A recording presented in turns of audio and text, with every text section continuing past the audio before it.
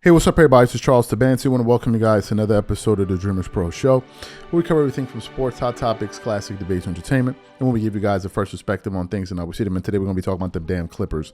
But before we get into it, please make sure you like the video and subscribe to the channel. Also, if you want to follow me on Instagram, my name is Charles Tabansi. My handle is CTABANZ. If you want to follow the channel, Dreamerspro, we're also on Instagram, same name as the channel. And if you want today's full show before it comes out, be sure to follow the Dreamerspro podcast. We have it in the comment section below. Let me get into this topic here. So yesterday was a pretty tough night for me. James Harden made his Clipper debut. Now, when the news initially came out that James Harden was going to be joining the Clippers, I was one of the people that asked myself the question, why? Why?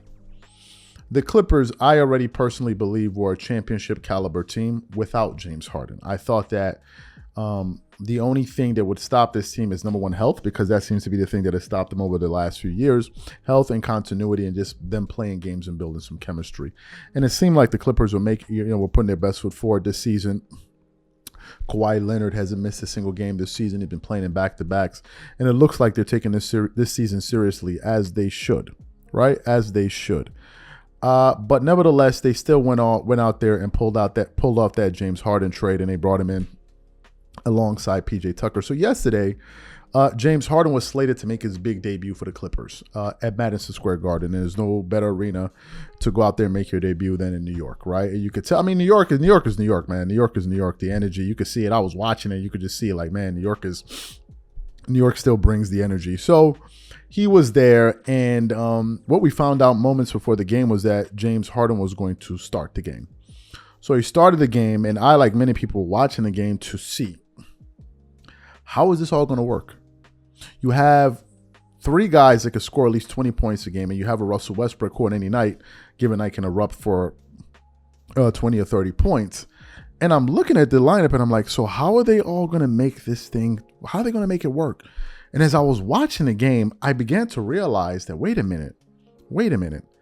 Number one, there are too many players on offense that are going to need the ball. And there's so many balls to go around. So I said to myself, we're going to have a problem. Number two, as I was watching that game, I noticed that Kawhi Leonard was totally out of whack, totally out of sync in that first quarter, because it's almost like as if the Clippers decided, okay, your shot, my shot, it's an equal opportunity offense. And that was something that I absolutely did not like.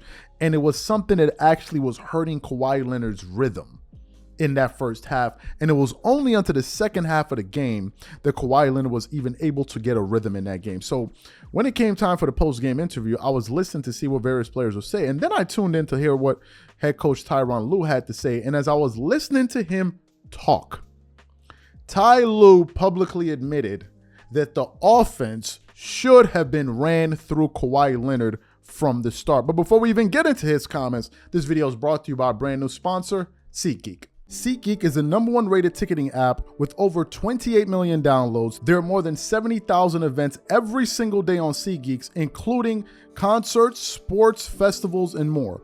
And with the NFL and NBA season in full swing, SeatGeek has your tickets to every game. Now, here's the best part and the reason I absolutely love SeatGeek.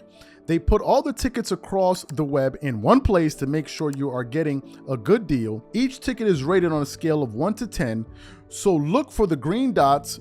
Green means good, red means bad. Every ticket is backed by the buyer's guarantee, and SeatGeek is the only site that lets you return your tickets ahead of the event. And we have great news for you because we got you guys a really good deal. Use code DreamersPro for $20 off tickets at SeatGeek. That's $20 off your first purchase with promo code DreamersPro. Make sure you click the link in the description to download the app. And remember, when you try SeatGeek by using the link in the description below, just know that you're helping this channel. So what we want to do is want to play exactly what Ty Lue had to say about this issue, and then we're going to come back and continue on the show. Take a listen to what head coach Ty Lue had to say about this. Yeah. Yeah. I knew it was going to happen. Yeah, every time. Yeah. You mentioned that you think that you like that you saw that you like that. You mentioned the defense in the first half. What else? Offensively, just having the ball in James' hand. I think second half we did a better job of advanced passes and attacking early in transition. We got a lot of stops in the first half. We never threw the advanced pass to attack early, so that was better for us in that third quarter. And then just, guys getting familiar. I called a few plays we couldn't get in our spots. They wasn't. It's easier to run it in practice, but then when the game's going on and they're trying to run on the fly, it was kind of tough for us tonight. So it's going to take a little time for us to really get our offense down the way we want to get it down. 10 games because that's how long it should take them to sort of get used to playing each other, or because that should sort of get used to the plays and everything? For me to get used to them and kind of, understand what I need to do. I'm not going to overreact. But you've been talking about how everybody's going to make sacrifices. It's going to be one guy's night, one night's fails the next. But then you come out in the second half and make sure that Kawhi gets the ball. Is he the guy out of the four that has to have the ball every night? I mean, he's the best player. So, yeah.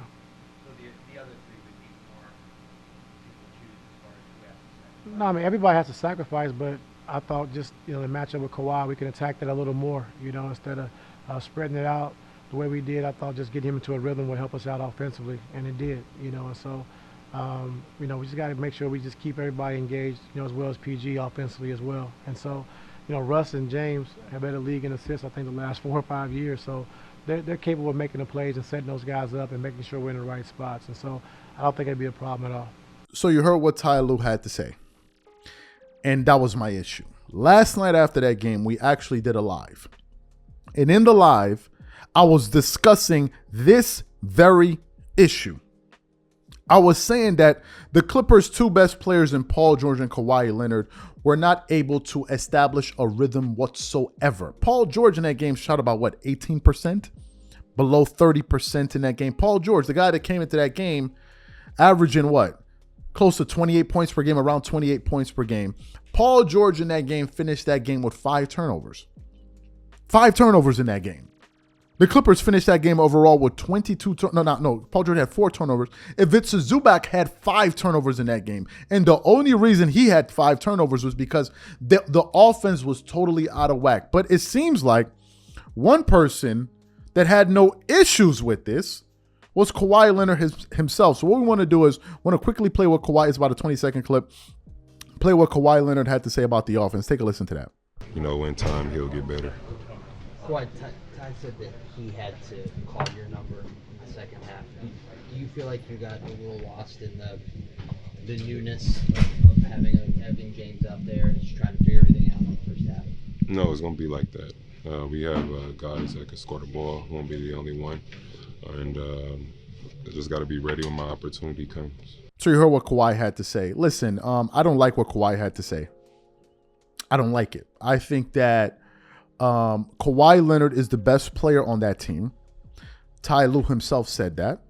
And I think that your offense should begin with your best player. I also think offenses that are successful should have a clear pecking order. The Miami Heat, LeBron and these guys had issues that first year because they didn't know who is your shot, is it my shot? Do I go, do you go? It was a problem. It was only until D-Wade said, LeBron, you lead the way, and I'll follow suit. Then they started winning. It was a clear pecking order. Same thing with the Lakers with Pau Gasol and Kobe Bryant and Lamar Odom and those guys. Clear pecking order. In the case of the Clippers, they're trying to get into this thing of, he's perfectly capable and I'm perfectly capable and he's perfectly capable, so we can all do it. That I don't want to hear that. I want the offense being ran through my best player. Now, some people may say this is an archaic way of thinking about things. I don't care.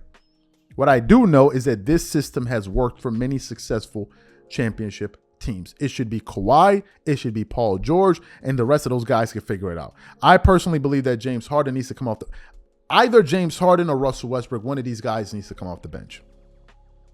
I don't think you can start both of those guys in the start. I just don't think you can. I don't think you can, because Kawhi in these guys' game is going to suck. Kawhi could not establish a rhythm. He would shoot the ball at one point, then 4 minutes later shoot the ball again. How are you going to establish a rhythm like that? And that's exactly what Ty Lue said. So to me, I think they have too many offensive players on the floor. One of these guys needs to go to the bench, preferably James Harden. And I don't care how you finish off games. Put the lineup out there that's going to guarantee you a win. And Ty Lue has no problem with doing that. But I think if they're going to continue to run this offense of all of these guys, I'm not with the Clippers. Then no, I have zero confidence. If this is the system that they're going to implement, where we can all do it. No, I don't want to hear that. I don't want to hear that. And I'm not feeling it. So these are my thoughts. So what I want to know from you guys is, number one, what do you think about what head coach Ty Lue had to say? What do you think about my analysis? And what do you think? The Clippers, should they continue with this lineup, or do they need to bench either Russell Westbrook or James Harden? Whatever you guys think, leave your thoughts in the comments, and we catch you on the next show. Peace.